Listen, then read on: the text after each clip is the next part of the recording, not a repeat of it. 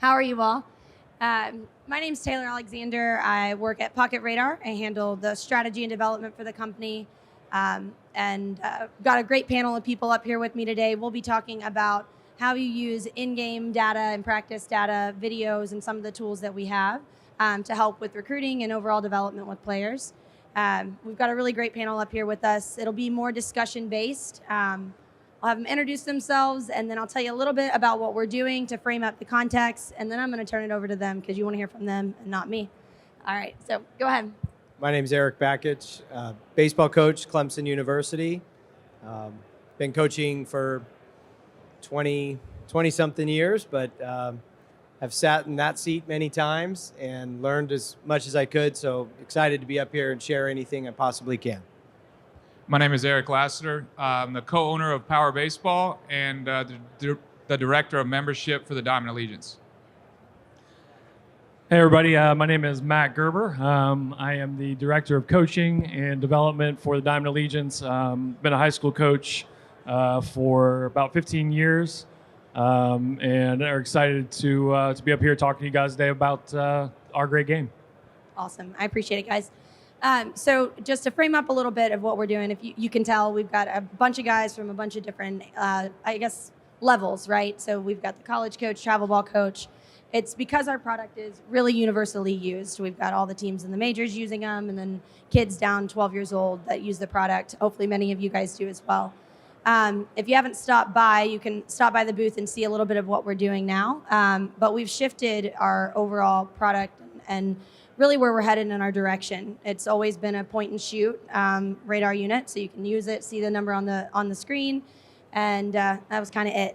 We developed an app 2 years ago. It's great. We needed to enhance it. What we've done is really leaned into this incredible ecosystem of partners. So a lot of the people that you've seen out there, Game Changer that was just up here is a great partner. Athletes Go Live. We've got a ton of partners. Baseball Cloud. All those guys that are out there working on the floor, they're great partners of ours, which really extend the overall offering that we can give to our customers and to the coaches and athletes. So with that being said, we're taking a new approach. We have a monthly subscription that's coming out where you'll be able to manually tag your pitches, the pitch type and location in the strike zone, do some slow-mo videos, connect with all of those partners, and essentially hopefully make that, to extend the product to a greater level, more opportunity for you guys. And with you all, you've used the radars, right? Point and shoot. And now we're talking about data, that big scary word. Some people love it, some people hate it. You're either see-ball, hit ball, or you're a guy that's like really in the weeds of all that stuff. So tell me a little bit about how you like to use data at Clemson and some of the other schools you've coached. What is it that you're looking for with your players? And we can talk about velocity. That's what we're offering, right? But even beyond that, how do you look at data and view data in the sport? Sure. Well, I think all of us as baseball coaches, data is one of those measurables that we want to test, retest, and track progress, and we use data as the way to do it. The problem is lately is the people who truly understand advanced tech and data aren't the people explaining it to the kids, and the kids, college kids, high school kids, youth kids, if it's not simple, it's just going to make them more confused, more frustrated. And so we've really more dove into how can we keep advanced tech and data simple, and how can we make the connection of being able to explain to them in simple terms the how you can make the ball do better things by maybe unlocking your body or unlocking your mind, taking some mental governors off, allowing you to slow the game down, or just more taking an approach of if we can improve your body and help you be a better mover, a faster mover, well then the ball, you're going to see some benefits for the ball. But getting ball data is still going to be the thing that we're all judged upon as coaches with the scoreboard and as players trying to get recruited and being able to show their tools based on what they can do with the ball. But the way we use it, we have all the stuff, but I would tell you the way we relate it to the players is in very simple terms with a lot of simple illustrations. And we try not to talk in these fancy, advanced, 4-syllable word concepts, that just make it more frustrating for everybody. So simplicity is what I love about this, but simplicity is the communicative way to help assist player development. Yeah, I appreciate it. Go ahead. Yeah, and I think for me, at the high school level, at the youth level, the simplicity is really important, like Erik was talking about. So, as we look at progressions of kids being able to take exit velo off a tee, or what their velocity is on the mound, right, and be able to do that really easily. So within the Diamond Allegiance and what we do, Erik is actually behind our app, which implements Pocket Radar. And we have this test and retest model where we are testing the way that the body moves and being able to make really good prescriptions based on the way the body moves and not have this cookie cutter approach. I think a lot of times what I've seen is I'll be in the cages with a kid and I've got 4 or 5 drills that work really well. And I do those 4 or 5 drills no matter what, right? And at the end of the day, we might be asking a kid to do a drill that their body doesn't actually move in the right way to do that. Erik's got a great anecdote about one of his players at Michigan a couple years ago that had some shoulder immobilities, and they unlocked that, and all of a sudden the kid went off to have an All-American season, hit more home runs than he ever had. And so I think that's really, really important to be able to have access to those type of things. And obviously that integration for us with being able to test and retest our kids on a 12-week basis with easy ball scores through Pocket Radar is really important to us. Yeah, I think it's really important. We were talking about when we were prepping, we were standing back there talking a little bit, and you said, I really like the mind and the body. And for us, velo it's a great measurable. It's the universal language, right? Everybody knows velocity, regardless of your age. But it's scary sometimes too. I mean, kids are chasing a number and they're hurting themselves. Coaches are unintentionally harming the kids. And for us, that was so important. The video aspect of what we offer, doing the slow-mo, integrating with companies, that are giving us more information. It allows you to say, okay, you might be throwing 92, but oh my gosh, look how you're doing this. You're going to hurt yourself. You'll last 2 years. So that's something that we really try to pay attention to and not just push, get to that next number, get a higher number. So when you're looking at kids at the youth level, how do you look at velo and how do you kind of help them understand the importance of it, but you do it in a safe way? Yeah, I think the biggest thing with us doing travel baseball, and then obviously with the younger age starting travel now, at 8U, you don't always have coaches who know necessarily what they're talking about, and you can tend to get guys who are just chasing a velocity even at 12 years old, when really there's things that you don't think about with velocity that, did a kid's miles per hour drop severely after his last inning he pitched going into the next inning? Is it, hey, I might be a 9U coach, but that's a pretty telltale sign that the kid is tired and he's kind of tired down and maybe it's time to make a change, right? So you can use velocity not just as that benchmark that you're trying to reach, but also see or notice something within a player that you may need to take him out for those purposes as well. I would add that velocity is one of the factors in stuff in a pitcher's arsenal. If we were to say, hey, the things that we think are important for pitching are stuff and command and his ability to control the game, be quick to the plate, field his position, whatever.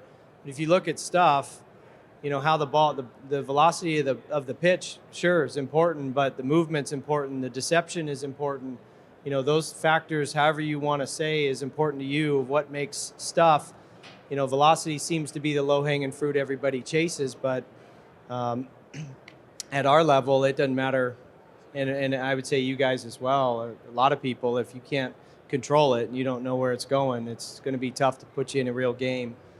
So velocity, is it important? Yeah, it's important. It's an easy way to track progress, especially on the hitting side. And from a pitching standpoint, it's one of the things that determines a potential pitcher's success, along with how the ball is moving and the deception that he has, because there's plenty of guys with good velo, but it's an easy see. You see the ball from a hitter's eyeballs. You see the ball the whole way from the minute he separates his hands until it comes out of his hand. So it's one of the things, but I love not making it the thing all the time. And getting these kids to understand the importance of command and as high of a strike percentage as they can have. It's certainly going to bode well for their opportunities pitching in meaningful games that down the road as their career progresses.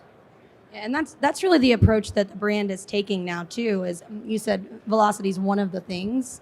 That's how we're approaching this entirely. We want, back to your point about being simple, we want to remain simple. We want this to be so easy that coaches, new coaches, coaches that have been coaching for decades, whoever it is, they're able to have a tool to not only use simply for themselves, but send their kids home with it. The kids on the team, have mom and dad buy them a unit and give them some drills and things to do at home. But it is one of the things. It is only that number. And that's why we are leaning so heavily into some of the things you guys are doing with the app. And basically, we know we're one thing. And we know that there's so many other things out there that can be captured and that are directly correlated to success or failure of an athlete. And we just want to lean into that. So can you talk a little bit about what you're seeing with athletes and some of the things you guys are working on to get? Sure. I don't think most of you guys are probably here to hear me talk much. You probably want to hear Coach Bakich more than anything. So I'm actually going to let Erik take that one and kind of talk about the player development that we're working on. And I'll make a shameless plug too. Erik and Pat Casey and Tracy Smith will be hosting a hot stove tomorrow at 2 o'clock that Erik will be running and really talking about what our vision for player development is and how we can drive that at the youth level. I think that it's really important in the travel baseball world, in the youth world, that we all do a better job collectively of driving player development and making these kids better instead of just playing, right? We need to provide true value for parents, for families, and we need to do that through the player development. So Erik's been a really instrumental part of that, and I'll let you kind of talk about what's inside Curve. Yeah, sure. So it's kind of this brain body ball approach that's all wrapped up inside this app that Matt is talking about. But we all as coaches, again, we go back to ball flight, whether you're a hitter or pitcher, and you get stuck on ball metrics. But again, the communication breakdown is, can you get the player to actually make the ball do better things, and can the player understand it in simple terms? It's great to have data scientists and biomechanists and people that speak the language and know the info, but how can we relate it to a player? So we have this term called pizza French fries, and it just goes back to being in Michigan and taking my kids snow skiing for the first time and get a snow ski lesson. And it's first thing they say is, hey, you want to learn to snow ski, you got to learn how to stop. And one of the instructors says, okay, kids, so all of you go ahead and snow plow. And all the kids looked at him like he had two heads. They had no idea what he was talking about. He goes, like a wedge. And still nobody did anything. And then here comes another instructor and says, kids, if you want to stop, make your skis look like a piece of pizza. If you want to go fast, make your skis look like French fries. And everybody knew exactly what to do. And I'm standing there thinking to myself, that's genius. That's how we got to coach. Pizza French fries. We got to keep it in those simple terms.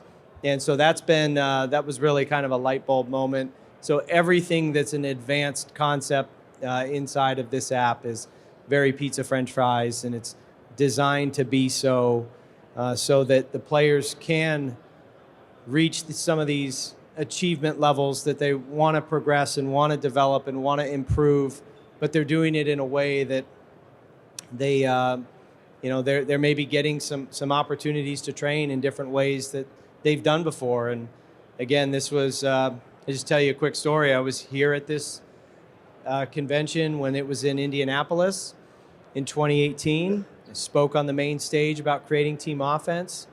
And I remember thinking after that presentation, that was a pretty good presentation on hitting, but I had a bunch of pictures of major league players on the screen, and I was teaching a lot of the same things when I was an assistant coach at Vanderbilt 10 years before that. And it was like, got to get some new ideas. And this certainly seems like, people are starting to understand more advanced concepts now that we're in this tech boom, and I don't really understand it, and I want to learn it.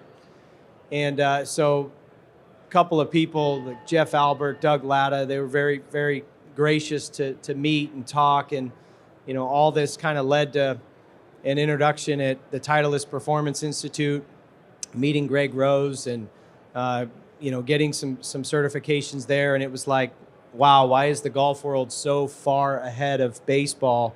TrackMan started as a golf company 30 years ago, and it was just amazing to see the difference with golf player development. There's no owners in golf, obviously. Nobody owns Phil Mickelson. He didn't play for a team, so they spend their money in R&D, and so they just are so far ahead. But the thing they do really well is have this strength medical player communication triangle that's really good, and they have experts on unlocking the body. And then it was starting to learn. And I have a fitness background. My first job was a strength coach, and it's kind of upsetting to know that, man, why didn't anyone else think of this, or why aren't we doing this sooner, of just assessing the body and, telling a player to do this drill and that drill and that drill, and he physically can't do it, and everyone's getting frustrated, especially him. But that maybe wasn't the problem. Yeah, it could be a technical problem. He could have some swing problems or delivery problems, but a lot of times it's a physical problem. There's a mobility issue in one of his joints. And so one of the cool things through this app is we have computer vision technology where a player, a parent, a coach can hold the phone up, hit the video button. We have a partner with 3Motion AI, and send it to the cloud, and they get assessed from a mobility standpoint on overhead deep squat, on hip internal and external rotation, on thoracic mobility, on shoulder external rotation, vertical jump, and then based on how they score, they'll get a custom set of correctives of mobility drills, med ball drills, and then we connected the dots as well and assigned baseball-specific drills towards whatever body parts they need to highlight and target. So it's super interesting and fascinating of just making that body-to-ball connection instead of just, giving them more drills and shotgun approach. This is more sniper approach, and helping them unlock their body so they can be a better mover. And if they move better, they might be able to play better. It doesn't mean they're guaranteed to have success, but they certainly may have a confidence boost and take away some of the frustration level with the parents, the players, the coaches, because they're seeing some ways to help improve that maybe they just haven't done before or haven't had access to do before.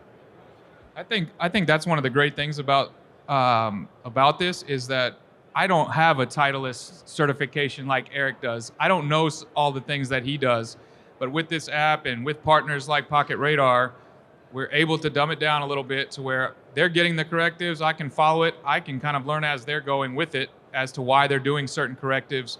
So it's a good tool for coaches to learn and also be able to give individualized stuff to each player on their deficiencies. Because right now, if you're a high school coach and you got your 22 guys, when you go into the weight room right now, if you're like I was prior, all your kids are doing the same workouts. You're going through the rotation, but is that what's best for them? Because each one of them have different deficiencies that we need to be attacking. And we've been blessed to be able to do that now. So that's something that I think is huge for the game of baseball, being able to individualize these things. Even if you do just have 2 varsity coaches on your staff, you would be able to utilize this. So when you're talking about these youth athletes and you're working with them, how have you seen a shift in numbers and data in general and the importance of it at younger and younger ages? Either one of you, y'all take it. Can you say that one more time? I can hear you. What's the shift that you've seen in terms of data, right? So we know that he's looking at numbers and data. When it comes to travel ball, younger kids, what have you seen, or the trends and how important it is, or how people are using it? Yeah, I mean, I think we all kind of understand that, data is the new oil, right? And it's really, really important. So, whether it's from a recruiting standpoint, coaches looking for a certain metric, different guys are different. I know Erik, one of the main metrics he likes to look at is actually vertical jump, right? How much force that player is putting into the ground is a really big determinant on whether they can produce velocity, whether that's bat speed or pitching velocity.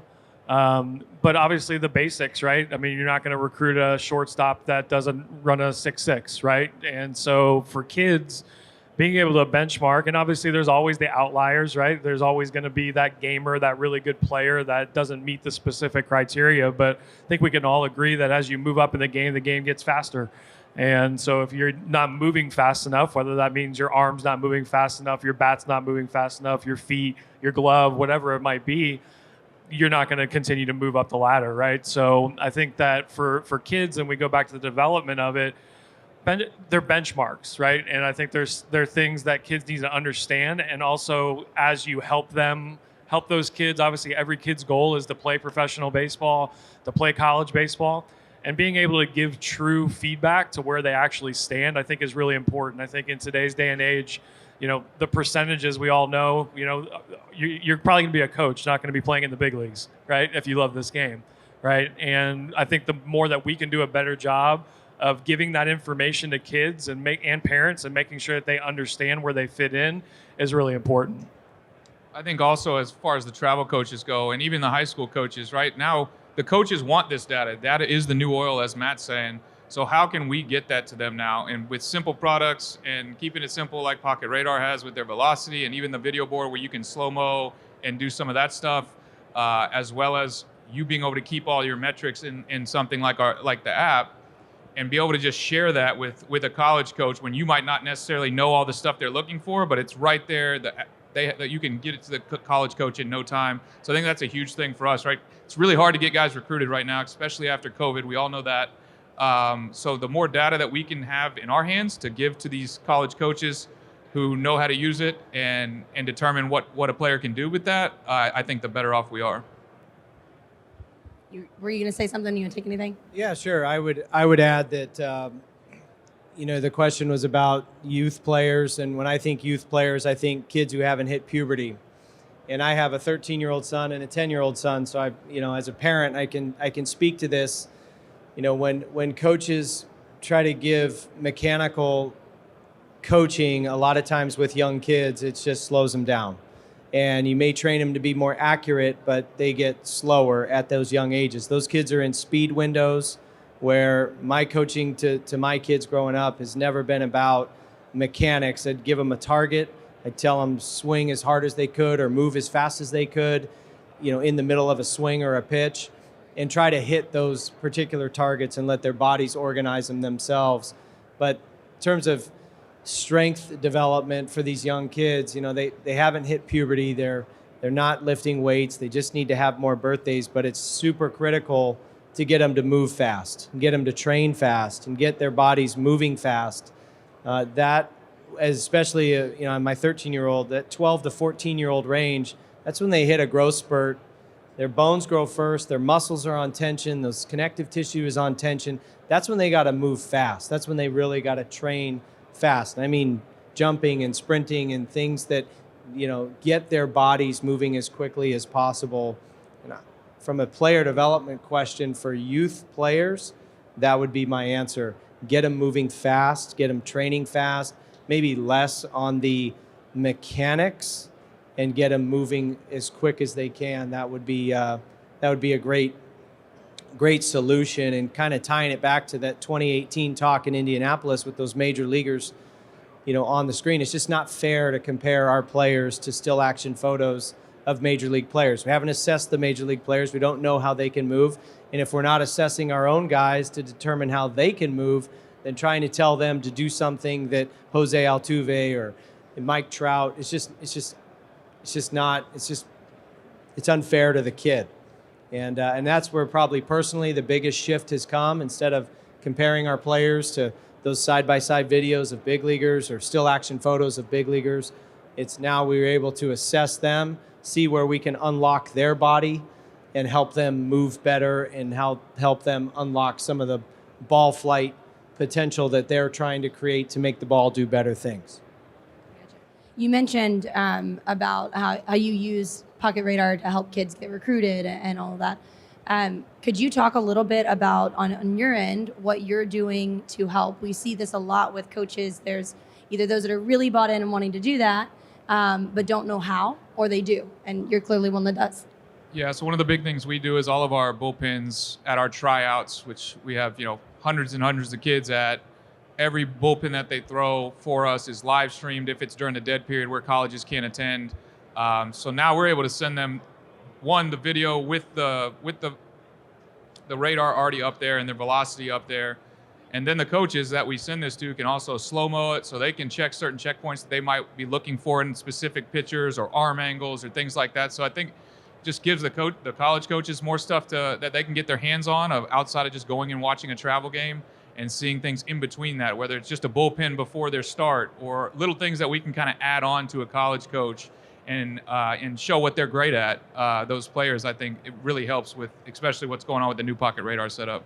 Yeah, and I think the more information a college coach or a professional scout can get, the better, right? I mean, Eric's having to go in and, maybe see a hitter, maybe 20 at-bats if you're lucky, 40 at-bats, right? If you're lucky, lower, 10 at-bats, right? And having to make a decision on a kid on 10 at-bats, right? And so the more information that the college coaches are able to gather and the more information that we're then able to gather on our players as coaches is really helpful. And it's all the way down. I know obviously we're talking about, a powerhouse ACC school, but the same can be said all the way down the food chain, right? The more information that we can give to whatever level coach to be able to help that kid find a place to play is really, really important. And obviously relationships go a long way in recruiting. I think that, making relationships and as a coach being a trustworthy assessor of talent. I know in my career in travel baseball and moving kids on to the next level, that was something that I definitely prided myself on, is I wasn't going to say something about a kid that wasn't true, just to make myself feel good that I got him committed to Clemson, right? Because at the end of the day, that's not the right fit for the kid, right? And I think that the college coaches do a really good job of understanding the people that they can trust, and those relationships are obviously made over time. But something that I would definitely recommend as a coach is, be true to the player, be true to where he really fits, and don't try to inflate something that's not there. So I think we could probably take some questions if you guys want to ask any. I definitely encourage you guys to stop by our booth and learn more about the product and what we're doing, and specifically who we're partnering with. I think it's really important to understand what we value so much about what we're doing is it's not us that's building all this great stuff. We've got an incredible product, but we're there to open doors for all the other different companies that are out there that you're using, may use, want to use. So definitely stop by and learn a little bit more and go see these guys to learn about their app as well. But I feel like you might have some questions coming your way. How do you balance having athletes understand the importance of data and improving in a physical set versus on-field results and not getting caught up like on that day, failing or becoming a lab rat and only being good in a data setting? It's a great question because the answer is they want the on-field results and they feel better about the swinging bunt than they do the line out, and I remember last year we had a pitcher who was throwing a bullpen and he was we had all the tech and the gadgets out, and he said, I'm setting PRs over here with my horizontal break of my slider. I said, oh, that's interesting, and then went and stood from the hitter's vantage point, and it was an easy C, popped right out of his hand, and yeah, it's like 21 inches, but it was like a frisbee, and it's like, we've got this a little bit backwards. We're chasing sometimes these metrics that where in the technology does it say when does this break? Because if it breaks the whole way to the plate.